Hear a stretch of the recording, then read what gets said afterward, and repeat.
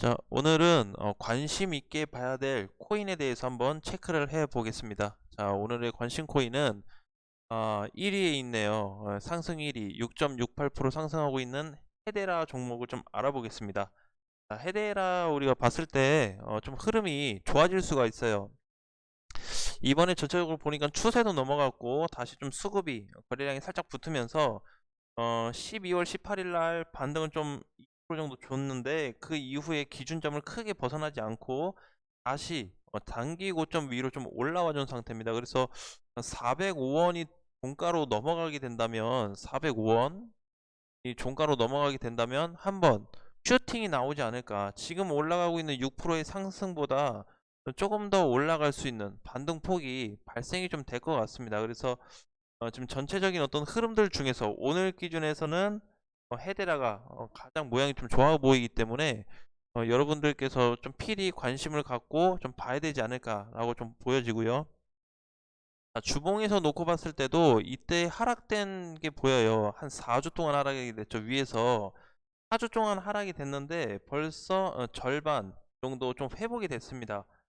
그래서 이제 우리가 코인 같은 경우에는 경험을 좀 해보니까 하락 대비의 반등이 굉장히 세게 나오는 편입니다.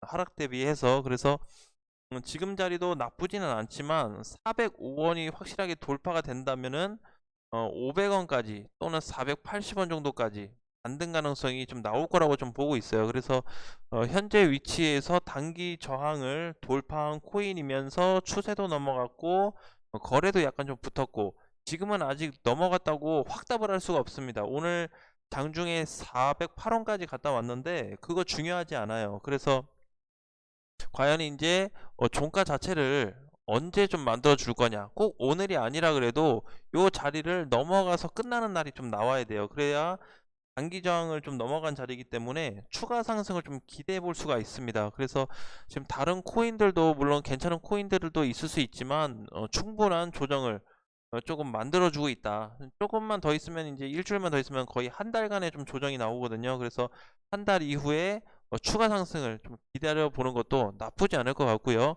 자, 분봉으로 좀 놓고 보니까요. 분봉에서 보니까 오늘 거래량이 좀 발생이 됐네요. 자, 1시간 봉에서 놓고 보니까요. 시간대가 오후 1시로 좀 잡혀 있네요. 오후 1시에 단기 저항을 넘어간 자리가 좀 포착이 되네요. 그죠? 자, 그래서 여기 자리 돌파된 이후에 지금 위에서 조정을 받고 있다.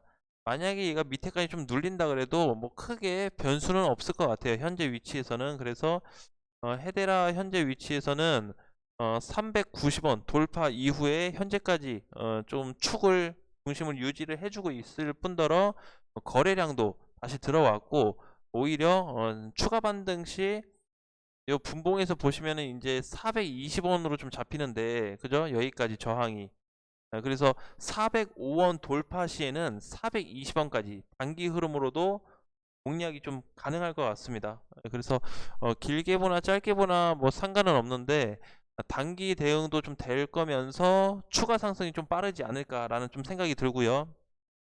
사실 헤데라도 메이저 코인이기 때문에 전체적으로 봤을 때는 크게 좀 놓고 방향을 봐야 됩니다. 그래서 2021년도 작년 1월에 큰 거래가 들어온 이후에 전혀 물량이 나온 자리가 없고 또한 그렇다고 해서 투매가 막 쏟아진 자리도 많이 없습니다. 일부 3월하고 9월에 약간의 거래량이 올라오긴 했지만 1월에 들어온 수급에 비하면은 전반적으로 굉장히 수급이 강한 코인이다 라고 좀 보여지고요. 자, 그리고 이제 지금 자리에서도 놓고 보니까 이렇게 하락되고 반등 나오고 하락됐을 때 하락될 때 전반적으로 수급이 거래량이 줄면은 반등이 빠른 반등이 될 수 있다라는 거를 꼭 기억을 해 두셔야 되는데 이때 하락이 된다고 해서 굳이 힘들어할 필요는 없다.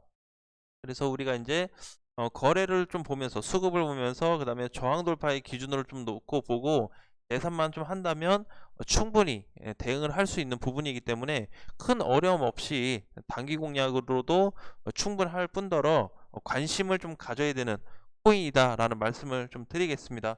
자, 오늘도 이제 전체적으로 보면은 그렇게 시장이 좋진 않아요. 1% 정도 좀 하락이 되고 있는데, 자, 비트코인을 좀 잠깐 보면요. 지금 5,600 초반에서 좀 움직임이 나타나고 있어요. 12월 4일 날 저점을 찍어줬던 5,600짜리 요 자리인데, 요 자리까지 지금 다시 내려왔다라고 좀 봐야 됩니다. 그래서 장중에 혹시라도 5,600이 뭐 이탈되면 뭐 위험하냐?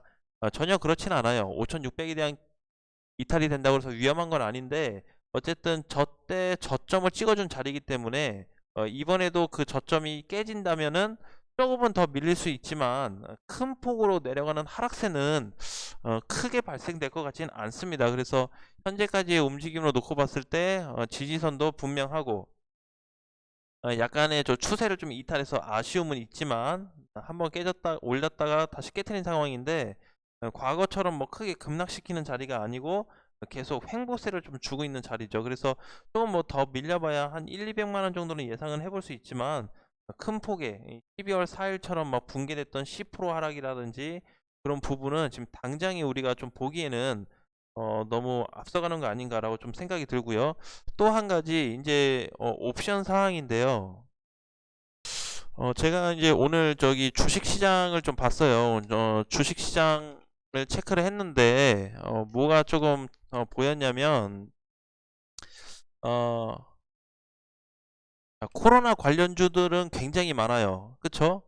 뭐 소독 관련주도 있고 의약품도 뭐 제약주, 바이오주 뭐 굉장히 다양하게 있습니다. 그쵸? 그리고 뭐 교육 관련주도 있고 좀 몇 개가 있는데, 어쨌든 코로나 관련주로 다 엮여 있는 종목들이 있어요. 근데 요 종목들이 오늘 어떤 반응을 보였냐면, 꼭 오늘이 아니고 최근이죠. 12월 말부터 해서 현재까지 바닥을 찍고 어, 수급 강세가 좀 보여지고 있습니다. 자, 그럼 제가 이 얘기를 갑자기 왜 하냐면은, 코로나 관련주들이 들썩였을 때, 막 떨어지고 있다가 들썩였을 때 수급으로 이렇게 지금 강세가 돼버리게 되면은 시장이 떨어질 수 있습니다.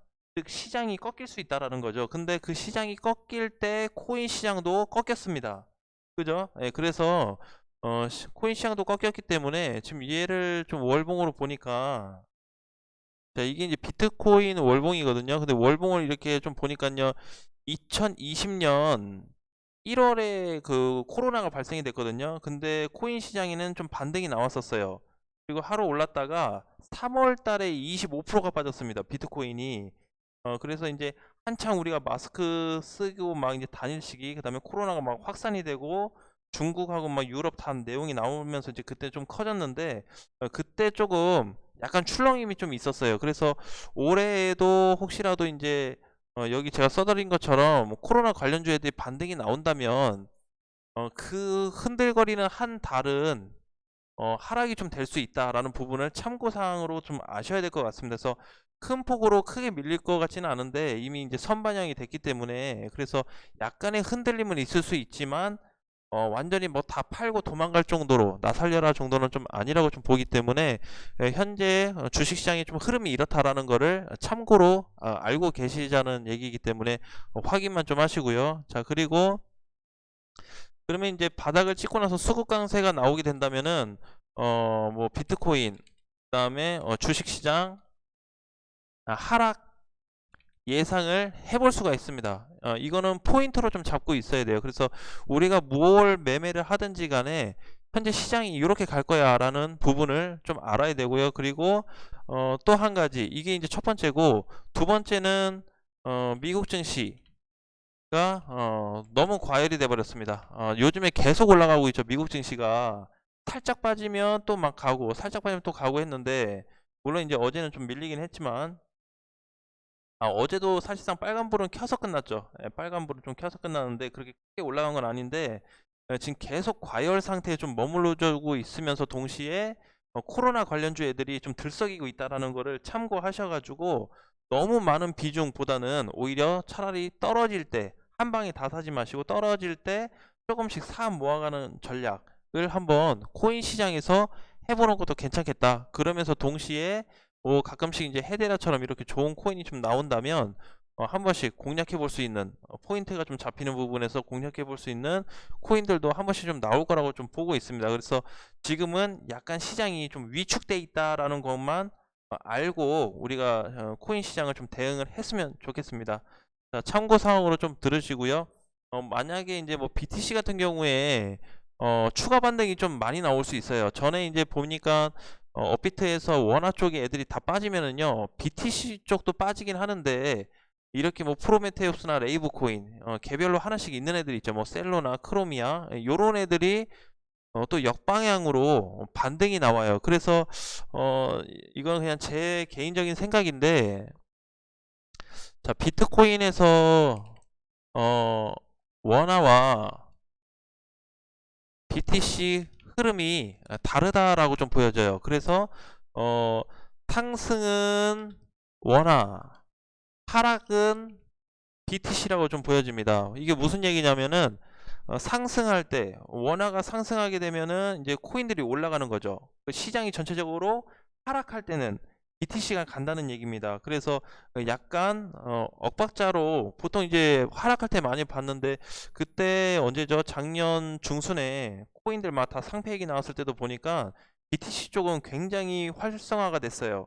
그렇죠? 코로나 때도 마찬가지고. 그래서 요렇게 좀 흐름이 된다. 그래서 시장이 전체적으로 상승할 때는 원화 쪽의 흐름이 세고, 시장이 전체적으로 하락할 때는 BTC의 흐름이 강하다라는 부분을 제가 그냥 별도로 느낀 거기 때문에 이것도 참고 사항으로 좀 이해만 하시면 될 것 같습니다.